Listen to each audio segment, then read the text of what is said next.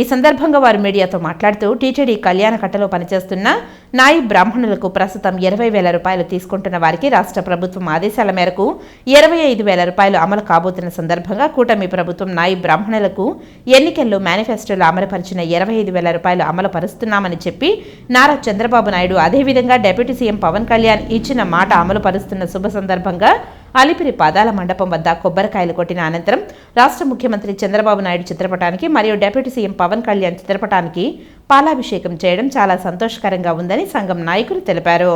కళ్యాణకట్ట నాయ బ్రాహ్మణుల సంఘము, అలాగే ఉద్యోగుల సంఘము, అలాగే ఆంధ్ర రాష్ట్ర ప్రభుత్వంలో ఉన్నటువంటి అందరి కళ్యాణకట్ట క్షురకుల సంఘం తరఫున మేము కృతజ్ఞతలు తెలియజేస్తున్నాము.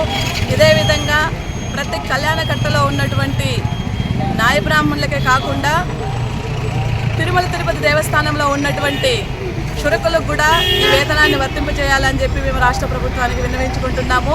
అదేవిధంగా అన్ని పాలక మండలిలో సభ్యులుగా కూడా నియమిస్తామని చెప్పడం హర్షదాయకం. ఇది ఇలాగే కొనసాగితే యావత్ నాయ బ్రాహ్మణ వంశమంతా కూడా రాష్ట్ర ప్రభుత్వానికి రుణపడి ఉంటుంది.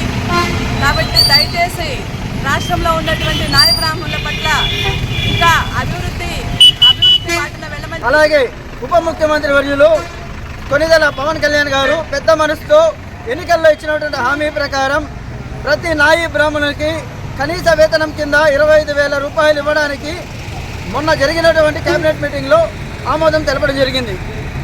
ఈ యొక్క నిర్ణయంతో రాష్ట్ర వ్యాప్తంగా ఉన్నటువంటి నాయి బ్రాహ్మణుల యొక్క జీవితాల్లో వెలుగులు రాబోతున్నాయి. అందుకు గాను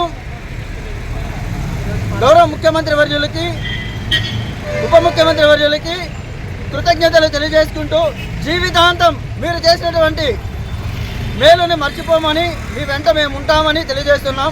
అదేవిధంగా మాకు చేసినటువంటి మేలుకు గుర్తింపుగా మా యొక్క కృతజ్ఞతను వారి చిత్రపటాలకి పాలాభిషేక రూపంలో తెలియజేయడం జరిగింది.